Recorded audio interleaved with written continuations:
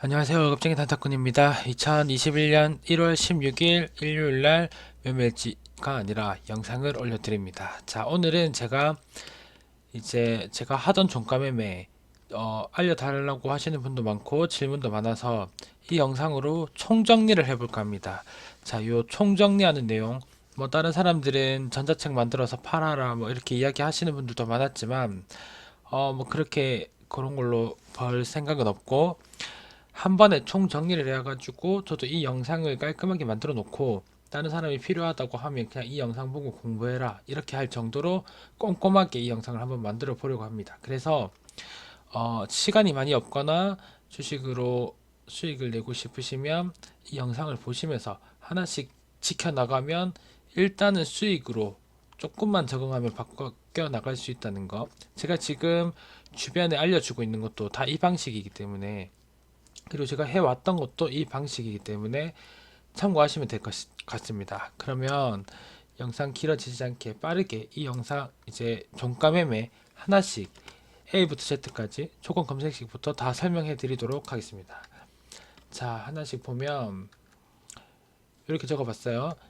첫 번째는 조건 검색식 설정을 한다. 당연히 조건 검색식 설정을 해야 되겠죠. 직장을 다니다 보면 저녁에 종목 정리할 시간이 없어요. 그래서 조건 검색식을 잘 설정해 놓고 어, 여기 두 번째가 뭐냐면 3시 10분에 요 조건 검색을 해가지고 그냥 조금 내가 느리다 싶으면 3시 10분보다 빨리 할 수도 있는데 3시 10분보다 빨리 검색하면 뇌동매매만 생기거든요. 그래서 3시 10분을 추천합니다. 3시 10분에 요 조건 검색식을 한 다음에 기준에 맞는 종목을 선정하면 되는데, 일단 한 개씩 짚고 넘어갑시다. 어떤 종목에서 조건 검색식을 하는지 조건 검색식부터 알려드릴게요. 자, 주식창을 켜가지고 조건 검색식 제가 바로 만들어 드리겠습니다. 저는 지금 조건 검색이 없어요. 100위에서 신고가 간 거랑 30일 전일 당일밖에 없는데 지금 종가 매매를 안 하고 있어서 없는데, 조건 검색식 너무 허무하게 단순할 수도 있는데 알려드리겠습니다. 자, 조건식에서 순위 분석 들어갑니다. 순위 분석에서 시세 순위가 있죠. 여기 보면 어, 거래대금 순위가 있거든요. 거래대금 순위 하나 추가하시고 전일 거래대금 순위 추가합니다. 그리고 12 수정, 당일도 12 수정. 이게 끝입니다. 이게 다예요. 조금씩 저장, 종가 매매. 다들 말이 되나 이렇게 생각하시는 분이 있으실 수도 있는데 이걸로 먹고 살았어요. 자, 여기서 근데 대상 변경 해가지고 쓸데없는 건 없애줘야 되겠죠. 요거 두 개 정도는 없애주고 뭐 나머지는 있어도 될 것 같습니다. 전체에서 두 개를 없애주는 거죠. 이렇게 해서 검색을 하면 이게 참고하실 점이 여기 OR입니다. 이게 엔드로 하니까 둘 다 겹치려니까 종목이 몇 개 없는데, 엔드로 해야지 이렇게 어제 들었던 거 오늘 들었던 거 겹쳐서 나오는 거거든요. 이렇게 조건식 시작을 하면 되죠. 이제 아시겠죠?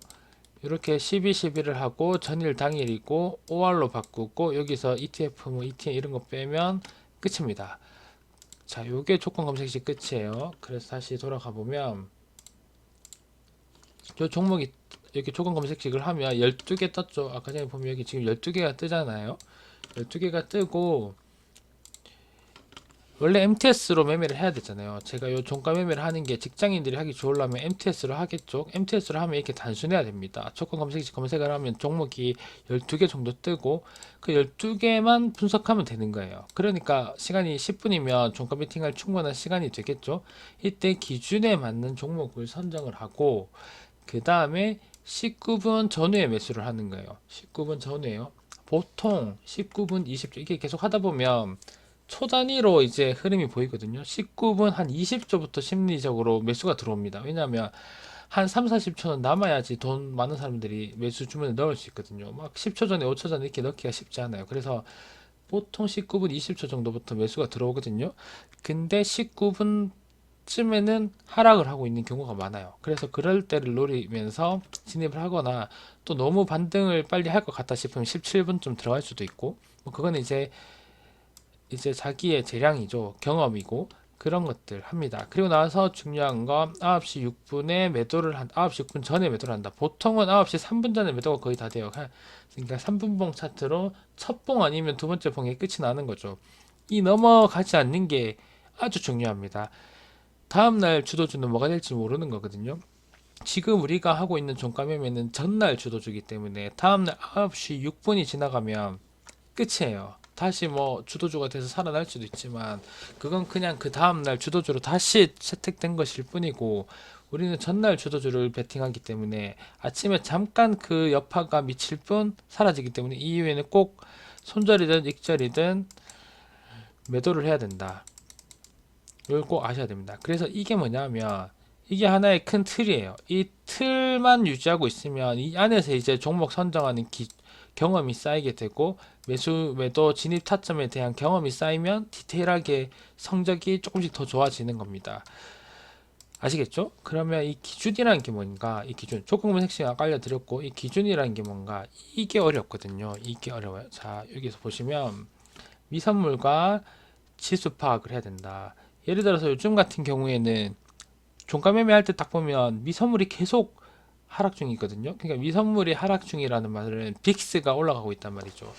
주로 선물에서 저는 여러 가지 다 있는데 그걸 다 보는 게 아니라 빅스가 플러스면 장이 안 좋구나, 빅스가 마이너스면 장이 좋구나. 빅스에 대해서 모르시면 댓글 주시고요. 그래서 어쨌든 지수도 조금 안 좋은 자리다 뭐 이런 게 보이잖아요. 지수 자리도 한번 봐주고 미선물의 분위기도 한번 봐줍니다. 그래서 장이 안 좋으면 비중을 줄인다든지 뭐 그런 식의 대응을 해줘야 되겠죠. 아니면 아예 종배를 안 할 수도 있고, 그게 디테일이고 거기서 이제 계좌가 관리가 되는 거거든요. 근데 이게 안 하기가 쉽지가 않아요. 뭔가 하나 안 때려 넣으면 심심하고 그러면은 그게 하수인 거죠. 안 때릴 수도 있어야 되고, 아니면 비중에 막 4분의 1만 들어간다든지, 제가 3천만 원 있어도 막 500만 원, 1000만 원 때릴 때도 많았었잖아요. 그런 식으로 비중 관리를 해야 된다. 두 번째는 이게 중요한 건데, 공시를 파악해야 된다. 이게 양봉 한번 크게 떴는데 그 다음 양봉 한번 더 뜨면 이때는 경고나 예고나 뜰 가능성이 높죠. 단기과일 예고가 뜰 가능성도 높고, 그러면 시에 무조건 빠지고 아침에 개파락으로 시작할 가능성이 높거든요. 그러니까 웬만하면 첫 양봉을 노려야 되고, 첫 양봉 꼬리 달린 이런 거를 노리는 게 좋지, 두 번 세 번 상승하면 뭔가 뜰 가능성이 있기 때문에 조심을 해야 되는 겁니다. 그리고 애초에 이미 예고가 나와 있는 게 있어요. 그것까지도 안 보고 들어가는 경우가 정말 많거든요. MTS로 하면. 왜냐하면 MTS로 하면 모든 걸 일일이 창을 눌러가지고 하나씩 HTS처럼 한눈에 다 볼 수 있는 게 아니니까, 어쩌다 바쁘고 귀찮다 보면 확인을 안 하고 너무 끌려가지고 들어가는 수가 있는데, 사고 보니까 예고가 있었어. 그러면 이제 털리는 거죠. 그래서 공시 파악이 중요합니다. 지수 파악도 당연히 중요하고, 그 다음에 세 번째로 중요한 거, 이게 정말 경험의 분야인데, 재료의 성격과 소멸 이런 거, 예를 들어서 바이오가 뭐 인삼 3상을 성공해가지고 떴다. 지금 뭐 대웅제약 같은 거. 그러면 걔가 재료 소멸인가? 3상 이후에 그 다음 시판까지 엄청 시간 많이 남았는데 그 사이에 뭔가 뜰 것도 없는데, 그런 식의 걸 생각을 해봐야 되는 거죠. 한국 BNC 계속 종배를 한다면 아마 계좌가 엄청 힘들었을 거예요. 왜냐하면 빨간 맛이거든요. 어느 정도 빨간 맛은 또 가릴 수도 있어야 되고, 그리고 뭐 이렇게 조금 무난한 특별한 이슈 없이 그냥 무난하게 끌어올리는 그런 재료, 그런 것들은 종가 베팅 할 만하고, 근데 홀짝 베팅은 절대 하면 안 되고, 그런 식의 재료의 성격이 있거든요. 홀짝의 성향을 가지는 것도 있고, 그런 것들은 웬만하면 하지 않는 게 좋죠. 그런 식으로 재료의 성격과 재료의 분위기와 재료의 힘, 그리고 재료 소멸인지 아닌지, 그런 것들을 판단하는 건 완전 경험 영역입니다. 그래서 맨날 공부하고 나면 매일일지 쓰면서 재료 공부는 꼭 하셔야 되는 거죠. 그러니까 요 틀 안에서 아주 쉽게 매매를 하더라도 이런 감각이 조금 생겨야 되는 거예요. 그리고 나서 차트도 볼 줄 알아야 되는 거예요. 제가 맨날 영상 찍으면서 일봉 위치가 이게 좋고, 여기는 위에 저항대가 있고, 위에 가시가 많으면 매물대가 많아서 잘 못 가더라, 뭐 그런 이야기 하는 게 다 차트 돌려보면서 저장해 놓고 경험을 쌓는 거거든요.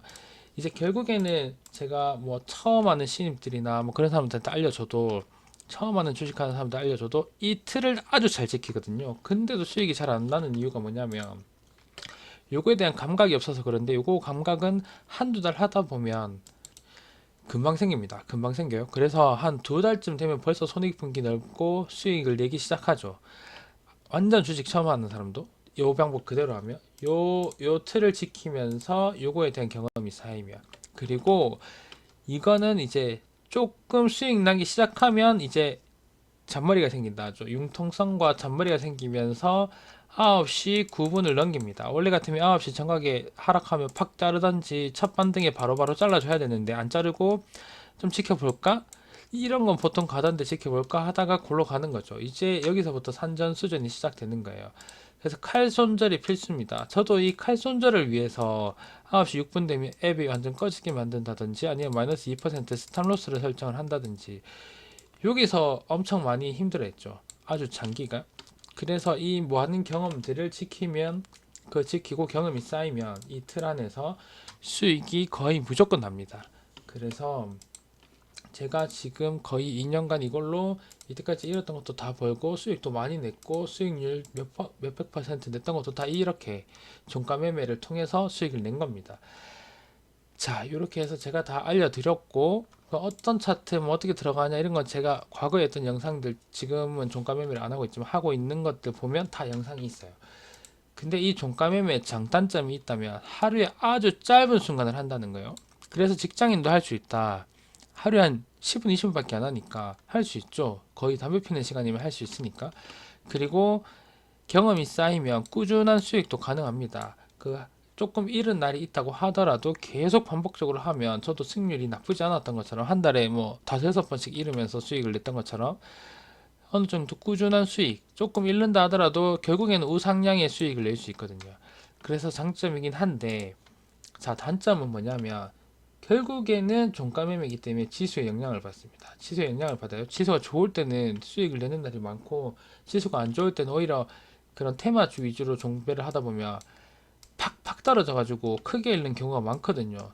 그래서 지수가 좋을 때 확실히 수익이 좋긴 합니다. 오버나잇이라는 게 지수의 리스크를 가지고 가는 거기 때문에, 그래서 리스크를 가지고 가기 때문에 지수에 영향을 받는다.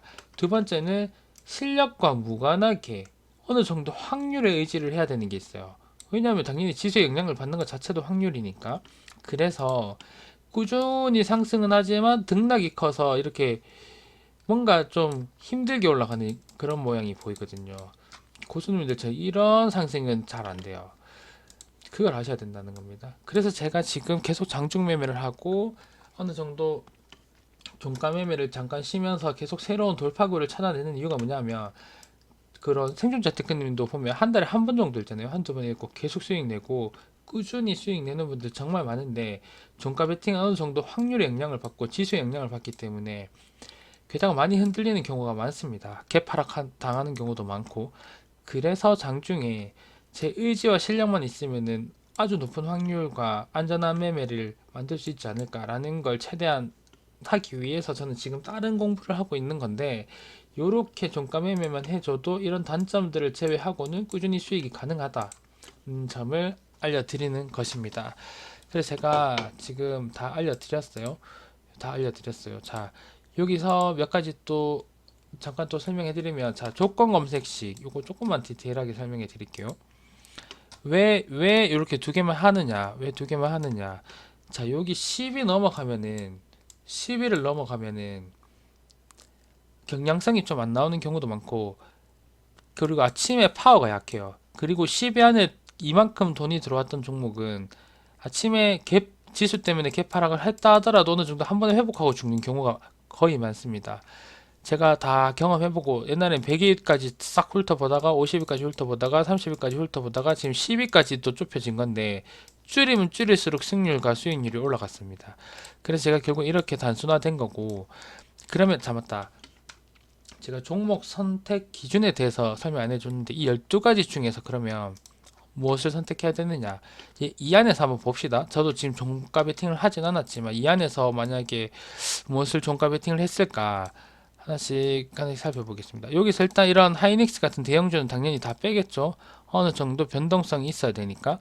자, LG이노텍은 대형주임에도 불구하고 변동성이 어느 정도 있었어요. 거의 10% 이상. 그리고 자, 기준은 뭐냐면, 저는 못해도 못해도 요 121선 이평선 있죠. 3분봉 기준으로 121선 이평선 이하에서 끝이 나줘야지 저는 진입을 했습니다. 그게 하나 그거밖에 없어요. 그냥 무조건 낮은 거. 그리고 당연히 재료도 좋고 공시도 없고 그래야 되겠지만 그런 게 다 충족했을 때 분봉으로 이렇게 보시면 여기 보시죠. 얘 같은 경우에 올랐다가 떨어져서 지금 3봉 121선 밑에 눌려 있잖아요.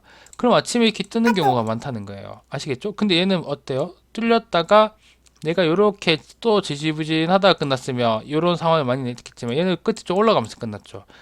얘 약간 122까지 반등 오면서 끝났잖아요. 그러면 이렇게 떨어졌다가 가는 경우가 있기 때문에 전 9시 6분이니까 할 필요가 없다는 거죠. 그래서 여기는 좋고 여기는 좋지 않다. LG 이노텍은 하지 않았을 거예요. 종배를. 뭐 이런 것도 가는 거 있어요. 가는 거 있죠. 근데 안전하게 하자면 낮은 거 잡는 게 좋다는 거예요. 자, 셀트리온 이렇게 역배열 이런 거는 하지 않고 현우산업 한번 볼까요? 현우산은 일단 기준적으로 좋죠? 이런 거 그냥 때려줘도 돼요. 얘도 보면 121선 이하에서 끝났잖아요. 그냥 때려주면 되는 거죠. 근데 얘는 지금 일봉을 한번 보면 두 번째 2차 상승이잖아요. 2차잖아요. 2차. 이게 첫 양봉이고 2차 상승이죠. 첫 양봉 후 두 번째 날. 왜냐하면 전날 거래대금도 봤으니까 이날 또 떴을 거거든요. 그래서 이 종목 같은 경우에는 보시면 이때는 오케이. 근데 이때는 약간 고민해야 돼요. 다른 게 없으면 뭐 들어갈 수도 있겠지만 이때는 무조건 때려야 되는 자리고 왜냐면 처음으로 눌렸잖아요. 처음으로 눌려서 이렇게 갔잖아요. 천장봉에 처음으로 눌린 자리면 당연히 뜨죠. 근데 두 번째는 의문이에요. 제가 늘 이야기 드린 것처럼 이게 제 영상에 다 있는데 지금 이 영상에 담으려니까 시간이 길어지는데 시간이 얼마 안 남았어요. 이렇게 갈 때 첫 번째 눌림만 공략을 많이 하잖아요. 제가 이게 첫 눌림이잖아요. 지금 그래서 이때는 베스트고 이때는 두 번째 눌림은 의문인 거예요. 그래서 이거는 두 번째 상승이기도 하고 공시가 뜰 확률도 높고 두 번째 눌림이기 때문에 이때 설거지를 다 했을 수도 있거든요. 그래서 이때는 베스트고 이때는 의문이다. 그래서 현우 산업도 일단 제 기준으로는 탈락, 이노텍도 탈락, SB 이노베이션 이런 거 안 하고 얘는 차트 지금 엉망진창인데 눌렸다가 살짝 반등하려는데 5일선을 좀 못 지켜줬죠. 근데 분봉은 살짝 이렇게 120원 터치한 게 별로 마음에 안 들어요. 그래서 조금 애매모호합니다. 역배열이죠. CIS 천둘림하고 크게 변동성 없이 지금 나쁘지 않아요. 1 음봉의 느낌이잖아요. 제대로 된 반등이 안 나와서 CIS를 배팅을 한번 했을 것 같습니다. 제가 종배를 했다면. 그리고 매드팩토 보면 이런 차트는 할 수는 있는데 좋지 않아요. 여기 그리고 반등 살짝 나와서 갈 듯 말 듯한데 이게 뭐냐면 이런 걸 뭐냐면 빨간 맛이라 하죠. 빨간 맛. 빨간 맛에 맛들리면 계좌 한 방에 박살나는 경우가 많아서 빨간 맛 하면 안 되고 CIS 보세요. 이건 빨간 맛 아니잖아요. 이거는 뭐 안 가면 어느 정도 팔면 되고 그래서 이런 거 하면 됩니다. 그리고 ABL 바이오. 자, ABL 바이오 보면 2차 상승이라서 공시 뜰 위험이 있어요. 이런 건 시외까지 기다렸다가 들어갈 뭐 말만 하겠죠. 어느 정도 눌릴 만큼 누르고 근데 살짝 떠 있는 게 조금 별로기네요. 여기서 확실하게 이렇게 눌려줬으면 괜찮았을 텐데 좀 별로예요. 그리고 또 두 번째로 별로인 이유가 뭐냐? 여기서 한번 뜨고 여기서 첫 번째 눌림이 나왔거든요. 그 다음에 두 번째 상승 이후 여기서는 조금 의문인 거예요. 그리고 공시도 나올 수 있고 지금 일봉상 상당히 높기 때문에 그래서 얘는 뭐 시외에 들어갈 수는 있겠지만 조금 불안하다. 얘도 살짝은 이거 바이오 주니까 약간 빨간 맛의 기질이 있다. 그래서 할 수는 뭐 하겠다면 뭐 반샷 정도는 할 수 있어도 살짝 몸살해야 된다. 항상 몸살해야 돼요. 리스크 관리가 첫 번째입니다. CIS 다 때릴 것 같아요. 제 같으면 CIS 다 때리고 뭐 ABL 반샷 정도 할 수도 있고 뭐 이때 선물이 어땠는지 기억이 안 나는데 안 할 수도 있고 그럴 것 같습니다. 이런 식으로 종목 선택하면 끝이에요. 그냥 때리면 끝입니다.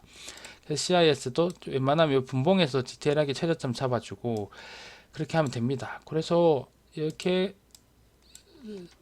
조건식도 단순하고 다 단순하다. 이 점 설명해 드렸습니다.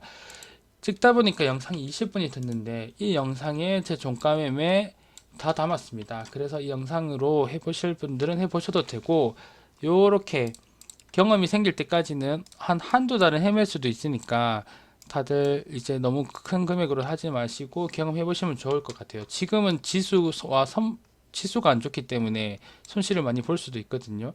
그래도 하던 대로 하면 수익이 결국 나는 방법이기 때문에 다들 참고하시면 좋을 것 같습니다.